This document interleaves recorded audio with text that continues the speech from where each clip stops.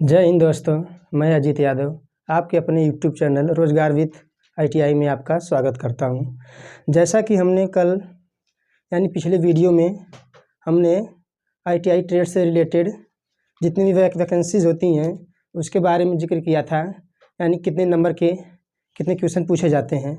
उसके बाद हमने अपना टॉपिक स्टार्ट करने जा रहे हैं फिटर ट्रेड थ्योरी का। उससे पहले हम आपको फिटर ट्रेड की जो इम्पोर्टेंट टॉपिक है उसके सिलेबस के बारे में जिक्र कर लेते हैं, जो हमारे एग्ज़ाम की दृष्टि से काफ़ी इम्पोर्टेंट हैं। तो देखते हैं, सबसे पहले हमारा इसमें आता है पहला चैप्टर है जो व्यावसायिक सुरक्षा एवं स्वास्थ्य। व्यावसायिक सुरक्षा एवं स्वास्थ्य, इसके अंतर्गत हम आपको आग के बारे में बताएंगे। आग के बारे में, जैसे आग हमारी 4 प्रकार की होती है, इसको 4 भागों में बांटा गया है, class A, class B, class C और क्लास डी। उसके बाद आग बुझाने वाले यंत्र जो होते हैं उनके बारे में बताया जाएगा।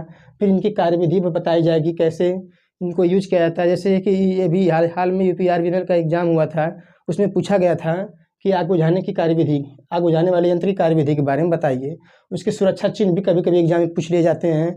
कृत्रिम श्वास विधि, ये काफ़ी इंपॉर्टेंट है। उसके बाद आपका 5 ईयर्स है। उसके बाद हमारा अगला चैप्टर आता है माप एवं मापक औजार। माप एवं मापक औजार में हमारा आता है मापन की विधियाँ। मापन की विधियाँ, उसके बाद मापन के प्रकार। मापन के प्रकार में आपका हो जाएगा स्टील रूल हो गया, ट्राई स्क्वायर हो गया, और भी जैसे टूल हो गए हैं। एक कॉम्बिनेशन सेट होता है जो हमारा कोण मापने वाला औजार होता है। सूक्ष्म मापी यंत्र जैसे में आ गया माइक्रोमीटर हो गया और वर्नियर कैलिपर, इनके द्वारा हम छोटी से छोटी माप लेते हैं। ये हमारे एग्जाम में काफ़ी इंपॉर्टेंट होता है। हर एग्जाम में इससे क्वेश्चन आते रहते हैं। इसके लिस्ट अकाउंट आ जाएगा, कुछ भी आ सकता है इसके बारे में, ठीक है। हमारा अगला चैप्टर है मार्किंग एवं मार्किंग मीडिया। तो मार्किंग मीडिया जो होती है, जब हम कोई जॉब बनाते हैं तो उस पर पहले हम मार्किंग मीडिया लगाते हैं।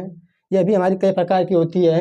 उसके बाद मार्किंग लेआउट संबंधित औजार जैसे होते हैं हमारे सरफेस प्लेट हो गए, एंगल प्लेट हो गए, उसके बाद पंच हो गया, हैमर हो गया, और भी है जैसे स्क्राइबर हो गया, उनके बारे में भी हम इसके अध्ययन करेंगे, ठीक है। इसके बाद हम आते हैं आगे सामान्य हस्त औजार। सामान्य हस्त औजार में हमारा आता है हथौड़ा, हैमर हो गया, इसका यूज हम पंचिंग करने के लिए करते हैं, और भी शीट मेटल वर्क में भी इसका यूज करते हैं। उसके बाद हमारा आता है रेती। रेती जो होता है हमारा फिटर शॉप में बहुत उपयोगी औजार है। इसके द्वारा ही हम अधिक से अधिक प्रयोग करते हैं इसका वर्क करने के लिए। उसके बाद स्क्रैपर होता है। स्क्रैपर जो होता है हमारा मेटल पे जो धातु को खुरचने के लिए किया जाता है। उसके बाद वाइस जो होता है, हम जाब को इसमें बांध कर इसका यूज करते हैं। इसको जाब को मजबूती से बांधने के लिए यूज करते हैं वाइस का। उसके बाद हमारा आता है हेक्सा, जाब को काटने के लिए यूज करते हैं। उसके बाद चीजल जो आता है, जो अधिक मात्रा में मटेरियल होता है उसको चिपिंग करने के लिए हम चीजल का यूज करते हैं। उसके बाद हमारा आता है अगला, हम धातु चादर कार्य। धातु चादर कार्य में हमारा आता है धातु चादरें। धातु चादरें किस धातु की बनाई जाती हैं। उसके बाद शीट मेटल शॉप में प्रयुक्त औजार। शीट मेटल शॉप में जो हम औजार प्रयोग करते हैं उसके बारे में बताएंगे। उसके बाद हमारा आता है स्टेक। स्टेक जो होता है शीट मेटल वर्क्स में चादरों को सहारा देने के लिए इसका उपयोग किया जाता है। जैसे इसके कई प्रकार होते हैं, half moon steak, round bottom steak, और भी स्टेक होते हैं। उसके बाद हमारा आता है सीम। सीम जो होता है चादरों को लॉक करने के लिए किया जाता है इसका उपयोग। उसके बाद हमारा आता है नाच। नाच जो होता है जब चादरों को मोड़ते हैं तो उसमें एक कट लगा दिया जाता है जिसे नाच कहते हैं। उसके बाद जो आता है हमारा हेम। हेम जो होता है चादरों को जब मोड़ते हैं तो उसकी सुंदरता बढ़ाने के लिए हम हेम का यूज करते हैं, ठीक है। इसके बाद हमारी टॉपिक आती है आगे रिविट और रिविटिंग औजार। जो एक रिविट हमारा है, 2 पार्टों को जोड़ने के लिए किया जाता है इसका यूज। 2 पार्टों को जोड़ने के लिए किया जाता है। रिविट के वर्गीकरण के बारे में पढ़ेंगे, pan head rivet, snap head rivet, और भी चीज हेड रिविट जो है, और भी अन्य रिविट है उसके बारे में हम पढ़ेंगे। उसके बाद रिविटिंग जोड़ जो होता है, रिविटिंग जोड़ भी कई प्रकार के होते हैं, उनके बारे में हम अध्ययन करेंगे। उसके बाद रिविटिंग औजार जो होते हैं, उसके बाद जैसे डाली हो गया, ड्रिफ्ट हो गया, उसके बाद स्नैप हो गया, और भी औजार हैं उनके बारे में हम पढ़ेंगे। उसके बाद आपका आता है रिवेटिंग दोष। जब हम चादरों को जोड़ते हैं तो उसमें कई दोष भी आ जाते हैं, कहीं दरारें आ जाती हैं, कहीं चादरें ऊपर नीचे भी हो जाती हैं, उनके बारे में भी हम अध्ययन करेंगे। इसके बाद हम आते हैं ड्रिलिंग प्रक्रम एवं ड्रिलिंग मशीनें। इससे भी काफ़ी क्वेश्चन पूछे जाते हैं ड्रिलिंग से। उनके एंगल के बारे में पूछे जाते हैं, हेलिक्स एंगल क्या होता है, कटिंग एंगल क्या होता है, इसके बारे में अधिक क्वेश्चन पूछे जाते हैं। इसके बारे में हम बताते हैं। ड्रिलिंग मशीन के प्रकार के बारे में पढ़ेंगे। ड्रिलिंग मशीन जो होती है, हैंड ड्रिलिंग मशीन होती है, रेडियल ड्रिलिंग मशीन होती है, पोर्टेबल ड्रिलिंग मशीन होती है, सेंसिटिव ड्रिलिंग मशीन होती है, सबके बारे में हम अध्ययन करेंगे यहाँ पे। उसके बाद हमारा आता है ड्रिल। ड्रिल जो होता है, ड्रिल मशीन में हम बांध के ड्रिल का यूज करते हैं। उसके बाद ड्रिल के प्रकार के बारे में पढ़ेंगे। ट्यूब ड्रिल होता है, स्ट्रेट फ्लूटेड ड्रिल होता है, और भी ड्रिल होते हैं। उसके बाद हम कटिंग स्पीड के बारे में पढ़ेंगे। ड्रिल की कटिंग स्पीड भी होती है। उसके बाद उसकी फीड होती है, जितना चक्कर वो लगाता है कटिंग स्पीड होती है, जितनी गहराई में जितने मिनट में अंदर प्रवेश करता है वो उसकी फीड हो जाएगी। इसके बाद हमारा इसी के अंतर्गत टैप और डाई भी होता है। जो हमारा टैप होता है वह इंटरनल थ्रेड काटने के लिए यूज किया जाता है हम। उसके बाद डाई जो होता है हमारा एक्सटर्नल थ्रेड काटने के लिए यूज किया जाता है। टैप से काफ़ी क्वेश्चन पूछे जाते हैं हमारे एग्जाम में, इसकी टैप साइज दे दिया जाता है। उसके बाद हमारा आता है धातु गुण एवं ऊष्मा उपचार। धातु जो होता है यह चैप्टर हमारे फिटर ट्रेड में बहुत इंपॉर्टेंट है। इससे बहुत से क्वेश्चन पूछे जाते हैं। धातुओं के गुण पूछ दिए जाएंगे।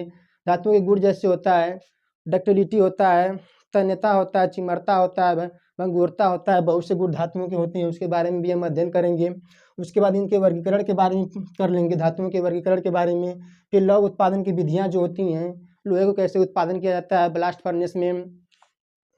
उसके बाद ब्लास्ट फर्नेस में और भी जो हमारी फर्नेस होती हैं उसमें हम लोहे का उत्पादन करते हैं। उसके बाद उनके प्रकार के बारे में पढ़ लेंगे। फिर मिश्र धातुएं जो होती हैं, जो लोह के अलावा अन्य धातुओं से मिलकर जो बनी होती हैं उन्हें मिश्र धातुएं कहते हैं, उनके बारे में भी हम अध्ययन करेंगे।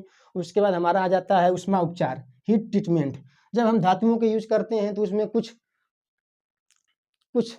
परिवर्तन आ जाता है, तो उसको दूर करने के लिए हम ऊष्मा उपचार करते हैं। इसमें आपका आ जाता है एनिलिंग आता है, नॉर्मलाइजिंग होता है, केस हार्डनिंग होता है, हीट और हार्ड एंड टेम्परिंग होता है। बहुत सी इसमें आ जाते हैं, ऊष्मा उपचार के अंतर्गत आ जाते हैं। ठीक है दोस्तों, तो आगे बढ़ते हैं हम वेल्डिंग के बारे में।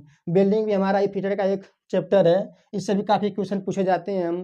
तो इसमें वेल्डिंग तो बहुत बड़ा चैप्टर है, उसके बारे में हम पढ़ेंगे। वेल्डिंग का जो वर्गीकरण के बारे में पढ़ लेंगे। वेल्डिंग में प्रयोग किए जाने वाले जो उपकरण हो गए उसके बारे में पढ़ लेंगे। फिर उसके बाद हम गैस वेल्डिंग पढ़ लेंगे, आर्क वेल्डिंग पढ़ लेंगे, और भी वेल्डिंग है। थर्मिट वेल्डिंग हो गई, रेजिस्टेंट वेल्डिंग हो गई, स्पॉट वेल्डिंग हो गई, बहुत सी वेल्डिंग है, उसके बारे में अध्ययन करेंगे। वेल्डिंग जोड़ जो होते हैं, वेल्डिंग जोड़ भी होते हैं, उसके बारे में अध्ययन करेंगे। जो इलेक्ट्रोड क्या होता है, फ्लक्स क्या होता है, उसके बारे में हम अध्ययन करेंगे। ठीक है दोस्तों, फिर आगे बढ़ते हैं। हमारा आ जाता है लिमिट फिट टॉलरेंस। यह हमारा हर एग्जाम में इससे क्वेश्चन पूछे जाते हैं, लिमिट फिट टॉलरेंस से। यह काफ़ी इंपॉर्टेंट चैप्टर है फिटर ट्रेड का। इसका अगर एक बार आप कॉन्सेप्ट समझ लिए तो आपको सब कुछ क्लियर हो जाएगा। उसके हम जब इसकी क्लासेस लेंगे तो उसके वीडियो में अच्छी तरह से इसको कराया जाएगा लिमिट फिट टॉलरेंस के बारे में। ठीक है, उसके बाद हमारा आता है लेथ मशीन। लेथ मशीन आपको पता ही होगा, यह सभी मशीनों की इसको जननी कहा जाता है। यह काफ़ी बड़ा चैप्टर है, इसके बारे में हम अध्ययन करेंगे। जैसे हो गया लेथ मशीन के मुख्य भाग के बारे में हम अध्ययन करेंगे। जो होता है इसका टेल स्टॉक होता है, हेड स्टॉक होता है, कैरिएज होता है, जैसे इसके बेड हो गए, और भी इसके बहुत पार्ट हैं, इसके बारे में हम अध्ययन करेंगे। उसके बाद कार्यखंड को पकड़ने वाले जो उपकरण हो गए, चक हो गया, जैसे 4 जा चक, 3 जा चक हो गया, कॉलेट चक हो गया। उसके बाद और भी उपकरण हैं, उसके बारे में हम अध्ययन करेंगे। फिर लेथ संक्रियाएँ जो की जाती हैं, इस पर क्या क्या किया जाता है। टर्निंग की जाती है, फेसिंग की जाती है, ड्रिलिंग की जाती है, रीमिंग की जाती है, इनमें बहुत सी संक्रियाएँ की जाती हैं, इसलिए इसको लेथ मशीन को सही मशीनों की जननी कहा जाता है। इसके बाद हमारा आता है इसकी लेथ मशीन की जो कटिंग स्पीड निकालते हैं और फीड निकालते हैं, इसके बारे में अभी जिक्र किए थे हम। उसके बाद हमारा आता है ग्राइंडिंग तथा ग्राइंडिंग मशीनें। जो ग्राइंडिंग तथा ग्राइंडिंग मशीनें हैं, इनके द्वारा भी धातु को हटाया जाता है, लेकिन फाइल की अपेक्षा सूक्ष्म मात्रा में इनके द्वारा धातु को हटाया जाता है। तो हम ग्राइंडिंग व्हील की संरचना के बारे में अध्ययन करेंगे। अब घर्षक के बारे में अध्ययन करेंगे कि जो हमारा ग्राइंडिंग व्हील में जो अब घर्षक यूज किए जाते हैं वह कौन से होते हैं। 2 प्रकार के होते हैं, प्राकृतिक होते हैं और कृत्रिम होते हैं, उसके बारे में भी हम अध्ययन करेंगे। उसके बाद इसके बंधक के बारे में अध्ययन करेंगे। बंधक जो होता है वह इसको अब घर्षक को बांधने के लिए, यानी मजबूती से जो पकड़े रहे उसके लिए इसका यूज किया जाता है। एक ग्रेन होता है, ग्रेन साइज होती है, जो ग्रेड होता है वो उसकी सामर्थ्य को बताता है अब घर्षक के। उसके बाद आपका ग्राइंडिंग प्रक्रिया से संबंधित शब्दावली जो होती हैं उसके बारे में भी हम अध्ययन करेंगे। इसके बाद हमारा टॉपिक आता है टेम्पलेट एवं गेज। टेम्पलेट एवं गेज जो होता है हमारा एक चेकिंग उपकरण होता है। इसके द्वारा हम किसी जाप की जो गैप होता है उसको चेक कर लेंगे। इसका रेडियस चेक कर सकते हैं, फीलर गेज द्वारा किसी गैप चेक कर सकते हैं। स्लिप गेज जो यूज होता है, उसके बाद फाइन बार जो होता है इसके द्वारा कोण ज्ञात किया जाता है। स्लिप गेज की सहायता से साइन बार का ही यूज किया जाता है। स्लिप गेज जो आपको पता है 4 ग्रेड में पाया जाता है, 0, 00, फर्स्ट और सेकेंड, ये 4 ग्रेड में पाया जाता है। इसके बारे में भी हम अध्ययन करेंगे। इसके बाद हमारा आता है बंधक एवं लॉकिंग युक्तियाँ। बंधक एवं लॉकिंग युक्तियाँ में आपके आ जाएगा तो 2 पार्टों को बांधने के लिए हम बंधक का यूज करते हैं। इसमें आपका आ जाएगा नट आ जाएगा, बोल्ट आ जाएगा, स्क्रू आ जाएगा और भी आ जाएंगे। इसके बाद वाशर होता है, वाशर का यूज करते हैं हम क्षेत्रफल, धाप के क्षेत्रफल को बढ़ाने के लिए करते हैं। कुंजी आता है हमारा, इसका यूज हम करते हैं पुल्ली और गियर्स में, जैसे उसको घोड़ी गति रोकने के लिए करते हैं। उसके बाद इस स्प्रिंग का यूज भी हम करते हैं। उसके बाद स्क्रू थ्रेड होता है, स्क्रू थ्रेड जो हमारे नट और बोल्ट्स और होते हैं उन पे जो थ्रेड काटी जाती है उनके बारे में भी अध्ययन करेंगे। या हमारी थ्रेड कई प्रकार की होती है, जैसे BSP थ्रेड हो गई, BSW हो गई, BA थ्रेड हो गई।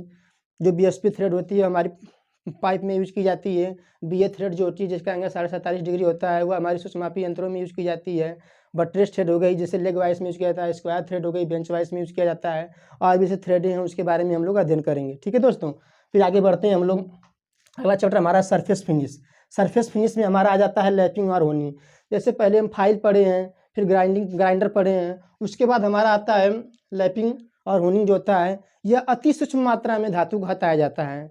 अति सूक्ष्म मात्रा में धातु को हटाया जाता है, इसके बारे में हम अध्ययन करेंगे। उसके बाद हमारा होता है बियरिंग। बियरिंग के प्रकार पढ़ेंगे, बियरिंग के धातुओं पढ़ेंगे। बियरिंग जो होता है किसी शाफ्ट को सपोर्ट प्रदान करता है और उसको चलने के लिए अनुमति देता है। ठीक है, बियरिंग का भी बारे में पढ़ेंगे। जिग्स एंड फिक्सर होता है, जिग होता है और फिक्सर, इसके बारे में भी अध्ययन करेंगे। इसके द्वारा हम कम समय में अधिक से अधिक ड्रिलिंग कर सकते हैं जिग्स और फिक्सर्स के द्वारा। इसके बाद हमारा आता है पाइप एवं पाइप फिटिंग। पाइप फिटिंग में हमारा हो जाता है, पाइप फिटिंग जो होता है, पाइप का यूज हम करते हैं किसी द्रव्य या गैस को एक स्थान से दूसरे स्थान तक ले जाने के लिए पाइप का यूज करते हैं। और पाइप फिटिंग जो आ जाएगा, दो पाइपों को जब हमें लंबी दूरी तक ले जाना होता है उसमें हम पाइप फिटिंग का यूज करते हैं। इसके विशेष कुछ सहायक उपकरण होते हैं, जैसे एल्बो हो गया, क्रास हो गया, यूनियन हो गया, ये सब इसके अंतर्गत आ जाएगा। उसके बाद हमारा आ जाता है दोस्तों वाल्व। वाल्व जो होता है हमारा, जो हमारी पाइपिंग जो रही होती, जो मेन ब्रांच होती है, उससे जो हमारी शाखाएं निकली होती हैं, वहाँ पे इस वाल्व का यूज किया जाता है कि जब हमें कहीं जो शाखाएं निकली होती हैं उनमें खराबी आ जाती है तो हम वाल्व को बंद कर देते हैं, हमारी मेन जो शाखा होती है वो चलती रहती है। तो इसके लिए वाल्व का यूज होता है। पाइप को जो पानी के प्रवाह को नियंत्रित करने के लिए भी कर सकते हैं या बंद करने के लिए भी कर सकते हैं। तो इसके बारे में हम जब इसका क्लासेस चलेंगे तो इसके बारे में अच्छे से अध्ययन करेंगे। उसके बाद हमारा आ जाता है शक्ति पारेषण के तत्व। यह काफ़ी इंपॉर्टेंट चैप्टर है, इससे एग्जाम में काफ़ी क्वेश्चन पूछे जाते हैं। तो हमारा इसमें शाफ्ट हो गया, पुल्ली हो गया, बेल्ट हो गया, चेन हो गया, कपलिंग हो गया, क्लच हो गया, गियर हो गया। गियर देखिए इसमें मोस्ट इंपॉर्टेंट हमारा गियर है, इससे काफ़ी क्वेश्चन पूछे जाते हैं एग्जाम में। उसके बाद एक हमारा लास्ट टॉपिक आती है स्नेहक तथा शीतलन। स्नेहक तथा शीतलन, स्नेहक और शीतलन, इसके गुण के बारे में रिकवर करेंगे, इसके प्रकार के बारे में रिकवर करेंगे। स्नेहक और शीतलन जो होता है, जब हम कोई वर्क करते हैं, कोई मशीनिंग क्रिया करते हैं, तो हमारी जो वर्क पीस होती है वो अधिक हीट हो जाती है, तो उसको हम ठंडा करने के लिए इनका यूज किया जाता है।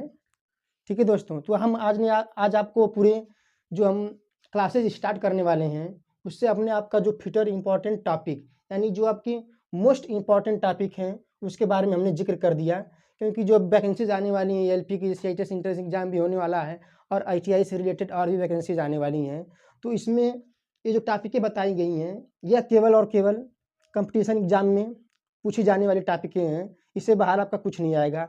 अगर आप जुड़े रहें मेरे साथ और ध्यान से इन टॉपिकों को अध्ययन कर लिए तो मैं गारंटी लेता हूं दोस्तों कि आपका सिलेक्शन हो जाएगा। तो इसी के साथ मैं मिलता हूं अगले वीडियो में। जय हिंद।